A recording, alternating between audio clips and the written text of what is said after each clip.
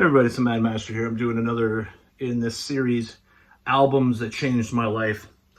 And I couldn't find, I could probably take another 10 minutes and look for it, but I couldn't find the actual CD version of this that I have from back in the day. It's actually a promo that I got.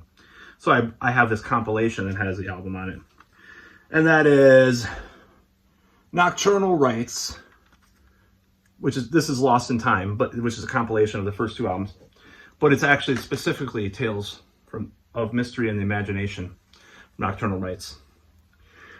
I remember specifically going to the record store and picking it up. I had read some stuff about it, from Jeff Wagner of Metal Maniacs back in the day, I believe. And I think what he had said about it was that it was kind of like early Yngwie, Rising Force, or Silver Mountain, the Swedish kind of neoclassical rock metal of the early 80s, and it had that vibe. And I was like, wow, that sounds interesting. I don't know if I had heard Yngwie at that point. I don't think I had, but I was like, it sounds interesting. I'm interested in this neoclassical thing. I don't know what this sounds like. So I don't know if that was, I got the promo because this record store had it, and I took it. I think I was at a relative's wedding when I bought it, and I had it on my CD Walkman or something on the bus on the way there or whatever. But I was like, oh my God, this is so cool. And I'm like, what is this stuff? Sweep? I've later found out it's sweep arpeggios and stuff like that. This Niles Norberg, underrated guitarist from back then. And it single-handedly got me into like neoclassical shred, that album, the Tales of Mystery and Imagination one specifically. And this kind of, it just was a perfect album for that. And the singer reminds me of Dave Byron from Uriah Heep a little bit, which people may not get that, but it just does, he sounds like that a little bit. And I bought, that album was just an amazing band. And I always liked the first Hammerfall album, Glory to the Brave. And I think I bought that before, but when I heard that Nocturnal Rites, and they were kind of clumped together as like this new wave of Swedish heavy metal that was coming out at the time, like 97, 98. I heard that, I'm like, this is way better in my opinion. I do like Hammerfall. Of course, Hammerfall now versus Nocturnal Rites, what they became later, unfortunately, is not the same. And I like Hammerfall more now, versus Nocturnal Rites now, if that makes any sense. But that album was just amazing, incredible.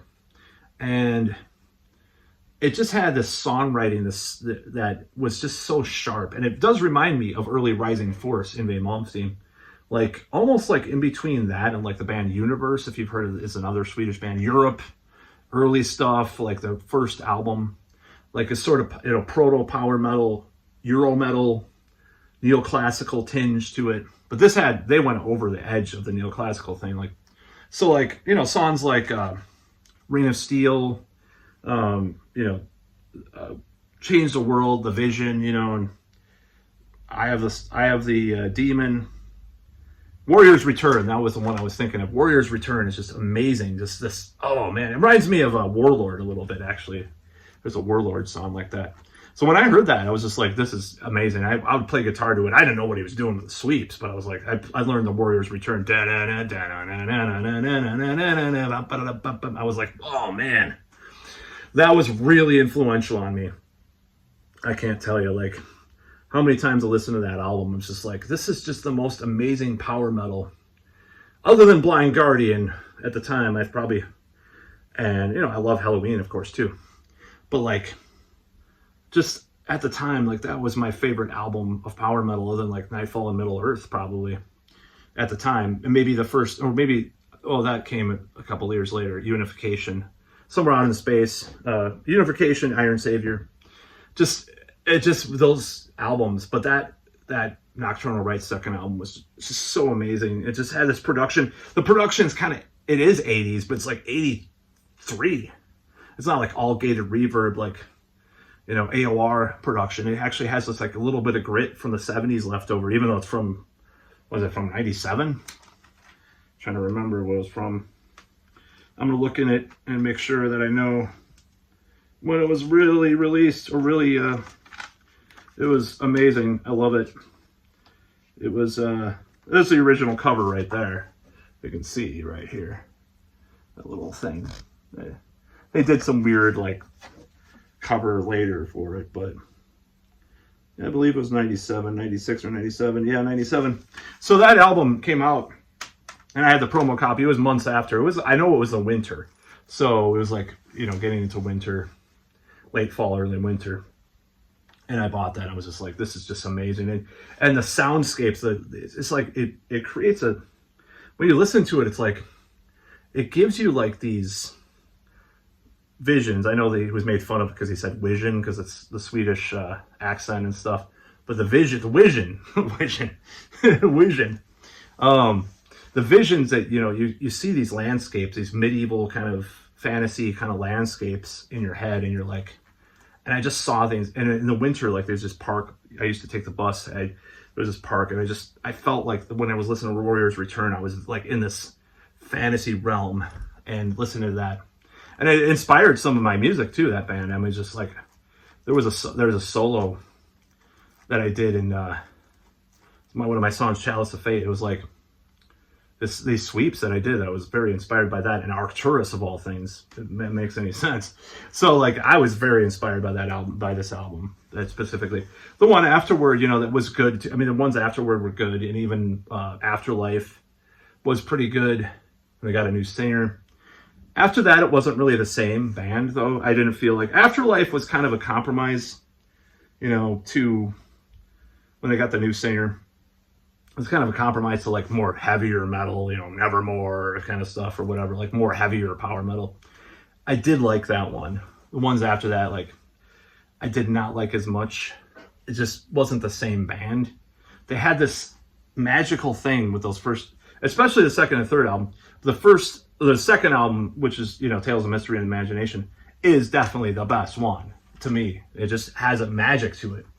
And it's those magical albums like Rain of Steel, you know, those classical parts in the beginning, it's just like it comes up and it's like, wow, you're just blown away, you know? And just the sweeps that Niles Norberg did at the time, like some of I think he does some string skipping too. Guitar talk, of course. But like, some of those licks just stuck with you. And at the time, I had this greatest hits in Inve Malmsteen. I'm like, yeah, it's pretty good, but that Niles Norberg is better. Like at the time, I didn't listen to the original albums of Inve Malmsteen. Later, that grew on me, like the more AOR-ish, like rising force sound of the, you know, the third and fourth album, especially of Inve Malmsteen. And I bought all the albums and I love them to this day. They're great, but something I think I like Tales from Mystery and Imagination a little bit more than Inve Malmsteen, and that sounds crazy because I like more albums by Inve Malmsteen in general, like the first four albums especially. But like over time, like if they would have done albums like that repeatedly, it would have been way better than any of that. And it's just some of the best power metal. And he says, and you know, Rain of Steel, and just gonna think about the songs here. You know, they have songs like Rain of Steel, Test of Time, and it was just like, oh man, this is so good. Anthemic, Lost in Time, Change the World, just such an awesome song. Pentagram, that was a little darker. Eye of the Demon, End of the World, The Curse, Burn in Hell. Oh, I think Living for Today, that sounds like I don't know, I never heard that song. But yeah, those songs were, that was an extra track on there. Those songs just they stick around. They've stood the test of time, like the song goes. And that's one of the things about it. I talked about this before. I'm trying not to ramble too much in this video because it's just off the cuff. The thing about it is that the production is perfect. That's the thing about it. It's so retro. It almost reminds me, okay, In Solitude's first album is one of my favorites. And it's kind of a cult rock, occult metal, Merciful Fate worship, King Diamond worship, sort of, even though the singer's way, you know, doesn't do like high stuff. But I love that album. But like, one of the things that really appealed to me about that album is that it's like this band Witchcraft. I think they were from Sweden too. They did like this retro production. And on that album, it's not Halloween's Heap of the Seven Keys Part 2 production. It's not, it's more almost like Dio Holy Diver production, but with a little more shred, a little more distortion, but it's like, it's kind of that era, like 83, 84. It's not like 86, 87 where they're getting the guitar synths. I love that stuff. Don't get me wrong, but it's like this specific era that they recall on that album. I feel like they were going for that, and I'm not sure. The first album is a little clunky. You know, the In a Time of Blood and Fire. I didn't like that one as much because Niles Norberg was not on it. He's like one of my favorite guitarists. Just for this album alone, I learned the sweep because of this album on guitar. I was listening to that album. I was like, I got to learn that. I got to learn how to do that. And then I later got into Malmsteen and learned about all the sweep, their history of all that. But like that with those sweeps, like on Reign of Steel, like that solo is just amazing. It's so much melody, start to finish. Like it tells a story, and that's really what that album does to me when I hear it. And it tells. I listen to it to this day. I just love it. And the singer's so different than every power metal singer. He sounds like just a different kind of singer. He was more like Dave Byron of Uriah Heep, or one of the 70s kind of like singers, you know, like even like Ian Gillan or something. Like, he has kind of like that kind of timbre to his voice. He was obviously, you know, has a range too, but he's just like this mid-range thing he did. Anders Zachariasen, I think that's his name. Just a great overall vocalist, and he was in a band called Gotham City, which I haven't really heard that much of, but he was on the first 3 Nocturnal Rites albums, and I do like all 3 of the first 3, but the second one is the best because it just has this vibe. And the keyboards, and it even has a little organ kind of keyboards too. So the Uriah Heep thing is probably an apt comparison, I think, but it has like a regular synth too, you know. There's a little bit of synth stuff on there. It's amazing. I just recommend this highly to any fan of power metal. And it was compared to Halloween, but it's not really Halloween. It has some of those trappings. It does. It has the 16th note muted harmony thing that they do, but not as much. You know, it almost has like an Ozzy kind of guitar, Randy Rhoads or J.K. Lee kind of thing. Like sometimes mixed with Malmsteen kind of stuff, and just like these neoclassical riffs. And they had 2 guitars, so they did do some of that. Like, they did a lot of harmonies too, and there was a lot of like string skipping harmony, arpeggios, and all this crazy stuff on it. It just blows my mind. So, albums that changed my life: Nocturnal Rites, 1997. I hope I'm right. Tales from Mystery and the Imagination. Amazing album, amazing neoclassical power metal. Not like Symphony X and not like Malmsteen, but like sort of in between, like I said, like the early Europe, the band Europe, early Swedish power metal / neoclassical rock metal. Silver Mountain's another band like that, you know. Universe, which is another Universe. It sounds like Universe. Sometimes there's some riffs, like the way he plays this, like you put down, like you play a power chord and you put down the first interval of it, like some of the parts, like some of that stuff, like F sharp kind of stuff, like it kind of has that feel. Like I don't know exactly the music theory term for it, but it has some of those riffs on the first Universe album, which is another band that came along later too. Like they reformed more recently, but they have like a 83 album, Universe, which is amazing. They did some of those riffs too, and I swear they listened to all that stuff. They probably listened to those, probably soaked up that early Swedish like power metal, traditional metal thing. So yeah, amazing album. I don't like what they became, you know. I like the Afterlife era, I like the heavier stuff they mix in with the old stuff. But when they did, like, they started doing these albums that were really mid-paced and like just had this like blah, like Europe. They were trying to be like I know Century Media is kind of like a major label in Europe. Like they were trying to be too much like the other bands, like this mid-paced power metal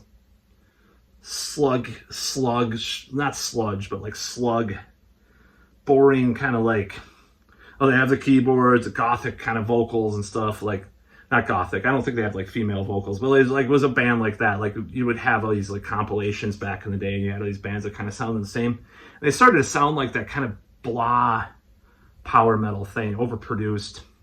Not with the magic of those first 3 albums or even the 4th album. It just kind of had this just like this mid-paced pop metal kind of thing. Like, no, Niles Norberg left too. He's no longer with them.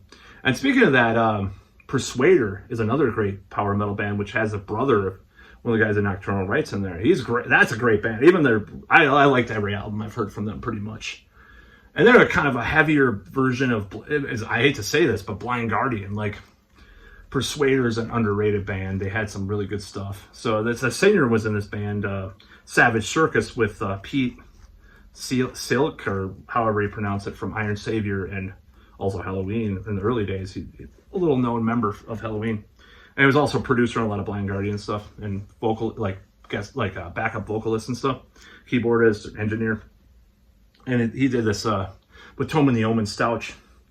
They did a side project called Savage Circus. It was supposed to be like the old Blind Guardian, because the singer, I think it's Jens Carlson of Persuader, sounds exactly like Hansi Kirsch a lot of the time. So anyways, yeah, Persuader's another recommended power metal band, because they're almost like, I'm not really a big fan of Nevermore. Okay, I'm just going to say that right out. But if you can imagine like a little bit of Nevermore mixed with Blind Guardian, that's like kind of Persuader, and I love it. So that's about all.